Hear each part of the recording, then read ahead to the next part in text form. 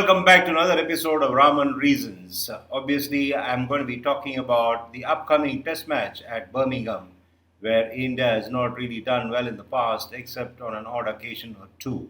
But before I get to that, let's try and recap about what happened in the first test at Headingley.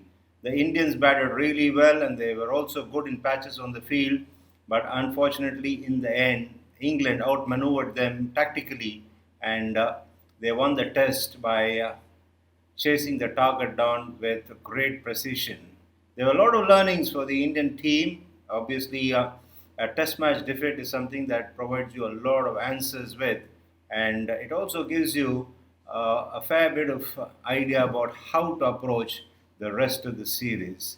So now from Headingley, they move on to Birmingham. Once again, this is a venue where you'll have a lot of support for the Indians because you have a lot of expatriates settled down in Birmingham. So, what is it that India need to do? They don't need to do too many things differently, except for the fact that they need to try and muster better discipline as far as bowling is concerned.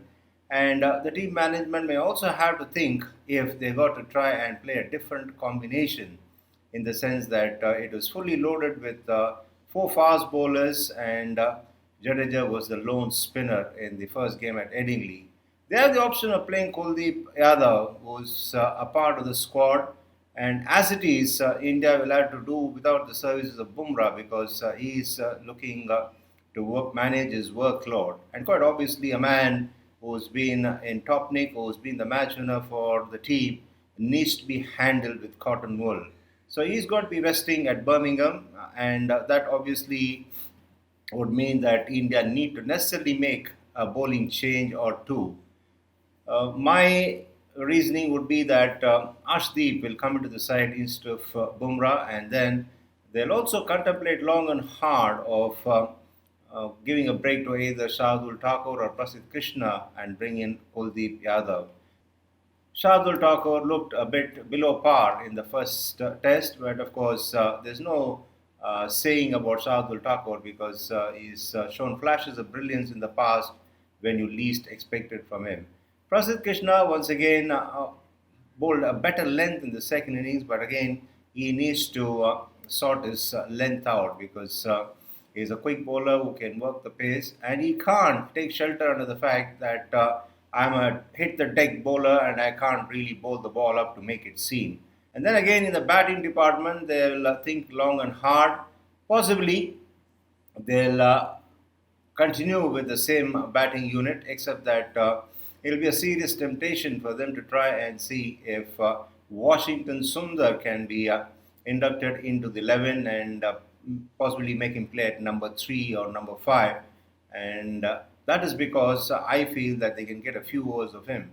And it'll also lend some variety even if Kuldeep Yadav and Jadeja play in the 11. But who is it that Washington Sundar will replace in the 11? The fact is very simple. What is going to happen is that the team management needs to be convinced that Washington Sundar is more of a batting all-rounder than a bowling all-rounder in Test cricket, and they need to try and see if they can slot him at number 3 or at number 5. But again, that is going to demoralize the rest of the squad if they venture into dropping either Sai Sudarshan or Karun Nair because they both are good players. Karun Nair is one who gets heaps of runs once he gets going, and Sai Sudarshan has shown that what kind of consistency is managed in his short career so far. So it'll be a bit harsh to give a break to either of them to bring in Washington Sundar. So Birmingham will probably see both of them retaining their places. As far as you see, getting in Kuldeep Yadav into the 11 will have a significant impact in how things can work out for India. Birmingham is not the bounciest of tracks in England and it can squat low as the game progresses. But nonetheless, Kuldeep Yadav is one who's completely become a different bowler. If you cast your mind back to a few years back, he would bowl more from a round arm action. That's because his upper body would move in a horizontal axis on a clock face between 3 and 9. But what he's done is that he's made a few alterations to his bowling technique, and that's made him a far better bowler, and he'll pose a serious challenge because with his adjustments in place now, with him gaining confidence of repeating it regularly, what has happened is that he's extracting a lot more bounce, and because he's releasing the ball from a higher arm action, he can also make the ball dip on the batters and deceive them. It's not surprising that he's been a handful after his comeback when he was dropped from the Indian team, and also when he was ignored by the IPL franchises. His return to cricket has been fascinating in that he's come back after working hard on his cricket, and he's also learned the virtues of patience. And for a wrist spinner, he's got terrific control too. So he is going to really have a serious impact if handled right and if he's given the opportunities on a regular basis. Now let's get back to Birmingham. What has happened is that India has not really done well in the past, except for the fact that the Indian team under Kapil Dev in 1986 had a draw there. Otherwise, England have really ruled the roost when they played India at Birmingham, and the margin of victory has always been handsome as far as England are concerned. And they've beaten them in every possible fashion by a margin of a lot of runs, by a margin of 7 wickets, or by an innings and a lot of runs to boot. So it's not been a very happy hunting ground as far as India is concerned. But it can all be changed because this young team is capable of throwing up a surprise or two.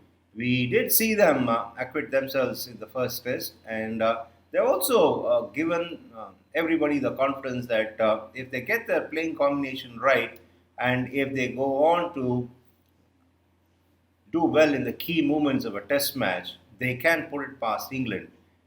So the question that Team India needs to obviously answer is whether Team India will blow away the Birmingham Blues in the next week. And if they end up doing that, it's going to be fantastic because everybody is rooting for this side and everybody is keen to see this young side gel well quickly together and produce results. They have the talent, they have the capability, and they also have the experience in a certain way, in that they've been up against the best in the business in different competitions. But again, Test match is always about patience and winning each and every session if possible to gain upper hand against the opposition. So, will India really turn things around at Birmingham? I hope they do because it'll be interesting series then if they go on to win the test at Birmingham and level the series. And once they win at Birmingham, they're going to make England think a lot.